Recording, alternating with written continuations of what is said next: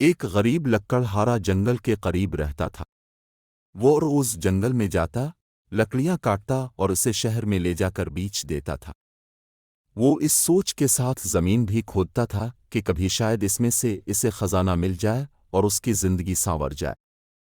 اسی امید کے ساتھ وہ روزانہ اپنے ساتھ جنگل میں بیلچا اور کلہاڑی بھی لے کر بھی جاتا تھا۔ ایک دن خزانے کی تلاش میں زمین کھودنے لگا۔ اچانک اسے ایک بہت بڑی دیگ نظر آئی۔ وہ اس دیگ کو دیکھ کر بہت خوش ہوا اور دل ہی دل میں سوچنے لگتا ہے کہ اس دیگ کے اندر کوئی خزانہ چھپا ہوا ہے، جبھی تو اسے کسی نے جنگل میں درخت کے پاس زمین کھود کر دبایا ہوا ہے۔ وہ خوشی خوشی دیگ کی طرف بڑھا تاکہ اس کے اندر ہاتھ ڈال کر خزانے کو دیکھ سکے۔ اس نے جب دیگ میں ہاتھ ڈالا تو اسے پتہ چلا کہ دیگ اندر سے بالکل خالی تھی۔ اس نے غصے میں دیگ اٹھا کر درخت کے پیچھے رکھ دی۔ کچھ دیر وہ خزانے کی تلاش میں زمین کھو دیتا رہا، لیکن اس کے ہاتھ کچھ نہ آیا۔ اس نے غصے میں کلہاڑی اٹھا کر درخت کے پاس پھینک دی اور تھک ہار کر درخت کے قریب بیٹھ گیا۔ اچانک اس کی نظر دیگ پر پڑی۔ اس نے دیکھا کہ وہ کلہاڑی اس دیگ میں جاگری تھی اور اب دیگ میں 100 کلہاڑیاں موجود تھیں۔ وہ ان کلہاڑیوں کو دیکھ کر بہت حیران ہوا، ساتھ ہی اسے یہ بھی سمجھ میں آ گیا کہ یہ دیگ کوئی عام سی دیگ نہیں ہے، بلکہ یہ کوئی جادوئی دیگ ہے، جبھی تو اس کی ایک کلہاڑی 100 میں تبدیل ہو گئی ہے۔ وہ خوشی خوشی اس دیگ کو اٹھا کر گھر میں لے آیا۔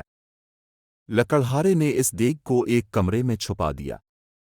رات کے وقت اس نے جادوئی دیگ کو دوبارہ آزمانے کے لیے اس میں ہم ڈالا۔ تھوڑی دیر بعد اس نے دیکھا تو دیگ میں 100 آم موجود تھے۔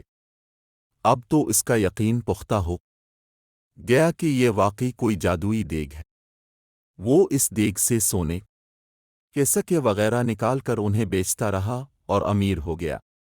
امیر ہونے کے بعد وہ دوسرے غریبوں کی مدد کرتا تھا۔ اس کے پاس اگر کوئی غریب شخص آتا تھا تو وہ کبھی اسے خالی ہاتھ نہیں لوٹانا تھا۔ یہی وجہ ہے کہ وہ ملک بھر میں اپنی سخاوت کی وجہ سے مشہور ہو گیا۔ اس کے اچانک امیر ہو جانے اور جادوئی دیگ کی کہانی ہر جگہ پھیل گئی۔ اس ملک کے بادشاہ کے پاس بھی اس جادوئی دیگ کی خبر پہنچی۔ بادشاہ بہت لالچی تھا۔ اس کے پاس اپنا بہت سارا خزانہ موجود تھا، اس کے باوجود اسے مزید خزانے کی ہوس تھی۔ اس نے سوچا کہ یہ دیگ اگر اسے مل جائے تو اس کے خزانے میں مزید اضافہ ہو جائے گا۔ اس سوچ کے ساتھ بادشاہ نے حکم دیا کہ لکڑہارے اور اس کی دیگ کو محل میں لایا جا۔ خادم گئے اور بادشاہ کی حکم کی تکمیل کی اور لکڑہارے کو دیگ سمیت پکڑ کر محل میں لے آئے۔ لکڑہارے سے بادشاہ نے وہ دیگ لے لی اور اس کا معائنہ کرنے لگا کہ اچانک وہ اپنے قدم نہ سنبھال سکا اور اس کا پاؤں دیگ میں جا پڑا۔ اب جادوئی دیگ کی وجہ سے 100 بادشاہ نکل آئے۔ ایک جیسے 100 بادشاہ میں ایک اصلی بادشاہ تھا، باقی جادوئی تھے۔ وہ سب دیگ کے حصول اور لالچ کی وجہ سے ایک دوسرے سے لڑنے لگے۔